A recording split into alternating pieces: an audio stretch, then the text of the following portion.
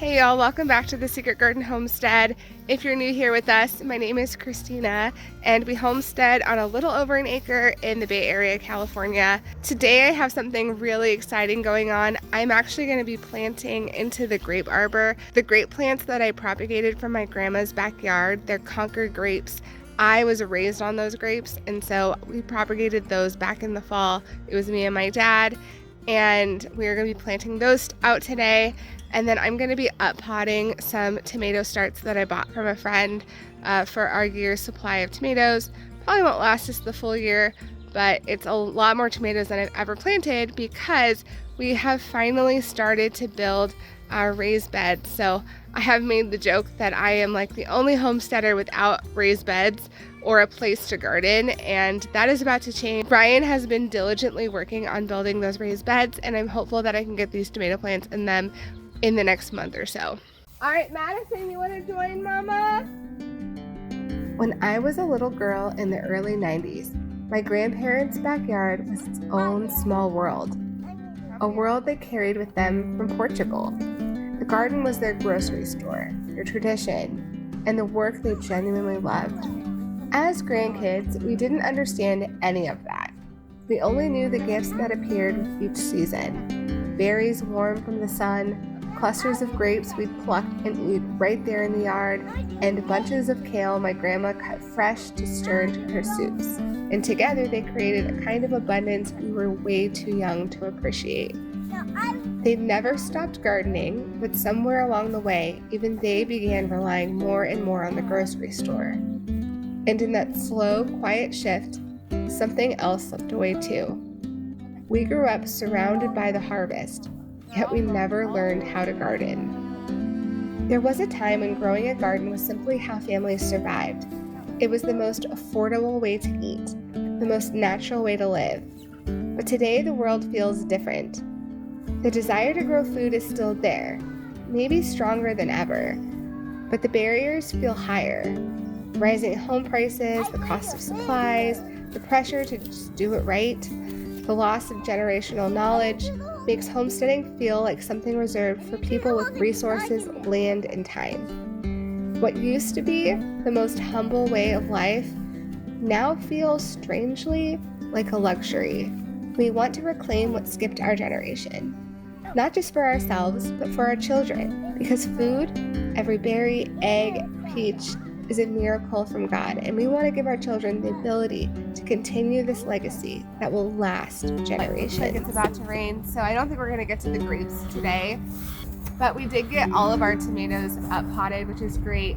I'm going to go ahead and water them in, just because I don't know how much rain we're going to get, and I want to make sure these get adequate water because they are just like fresh seedlings. The varieties that we're growing this year, I have a handful of Romas, a handful of San Marzanos. I have 2 black prims. I have 1 sun gold up on my porch, and then I have a Brandywine. So I'm at the point in my gardening journey where I'm only growing what I know we're gonna eat. And I've never done this before, but I would like to can my own pasta sauce this year. Probably not for the whole year given the amount of plants that we have, but I would like to at least can some of it.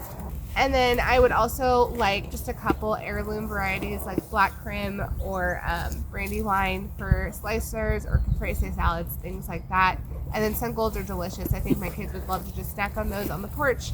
So this is what we're growing, and probably in a couple days, tomorrow it's supposed to rain too, I'll come back out and I will show you the grapes that I propagated, and then we'll go ahead and plant those up soon. So I'm excited about that, so stay tuned. My grandma is 96 years old now, and it was really important to me to bring something from her garden into my homestead. So last fall, my dad and I went and propagated some of her Concord grapes, which I have fond memories of eating as a child. One more. Where's the first node? Right there. Yeah. Now, does this get stripped here somehow? Not yet. So we want to cut it to a foot. So you made your cut here, so Yeah. Stop here. Go about a foot. Right there? Yep. So we're saving this one? No. Okay, and then now you're going to strip the bottom. How much? Just to the node. Just to the node. Like that? Yep. Nice green.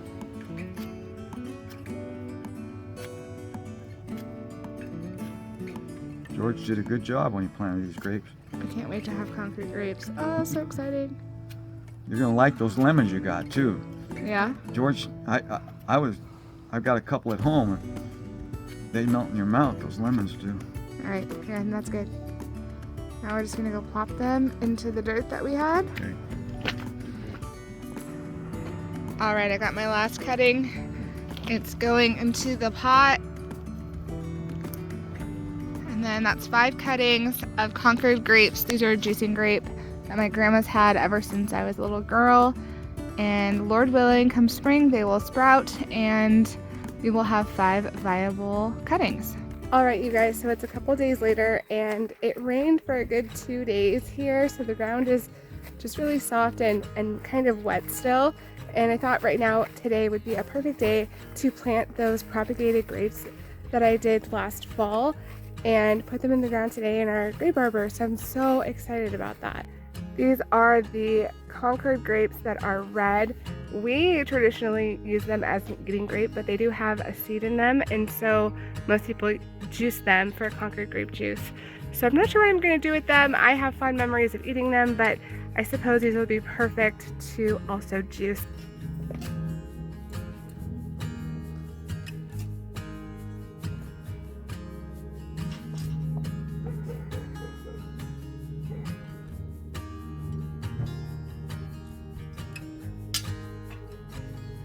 Okay, that did not come out as easily as I was hoping. I don't think it had rooted all that great into the pot.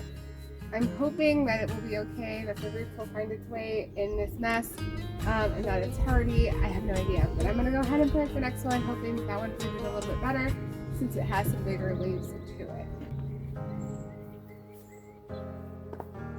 I don't know. Oh! Okay, wow, this one's so much better. Here, I'm going to show you. Oh. I don't know if I can, but look at all those roots right there.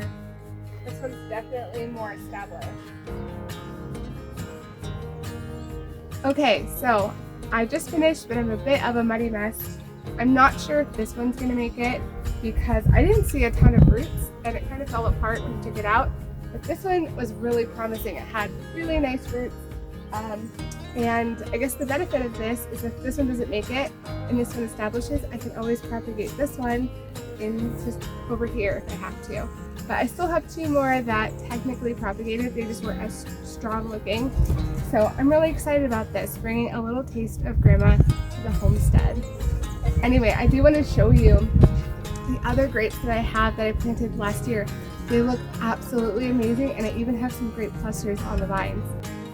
These are my autumn royals, I believe, and they are ready to harvest, I think, in August.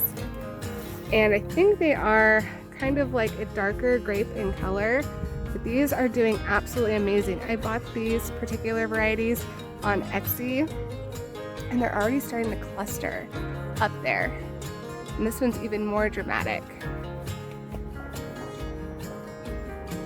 Just literally clusters of grapes along every single part of this plant. Now, because this is only the 2nd year that we've had this in the ground, I am not expecting those clusters to fill out to their fullest, but I am expecting to get some grapes if I can beat the squirrels to them. Over in this second bed that I have over here that has our other grapes, it's a hot mess. We tried to train these grapes and they're kind of going all over, so I have to spend probably tomorrow or next weekend just untangling them and trying to get them to go in the right way. Okay, this bed is comprised of our table grapes. So we have like a standard Thompson red seedless and then another green variety. Don't really remember their names, but they're just kind of the standard ones you would get at a nursery. And so they are also loaded with grapes as well. And they have just done so well, this entire bed of grapes.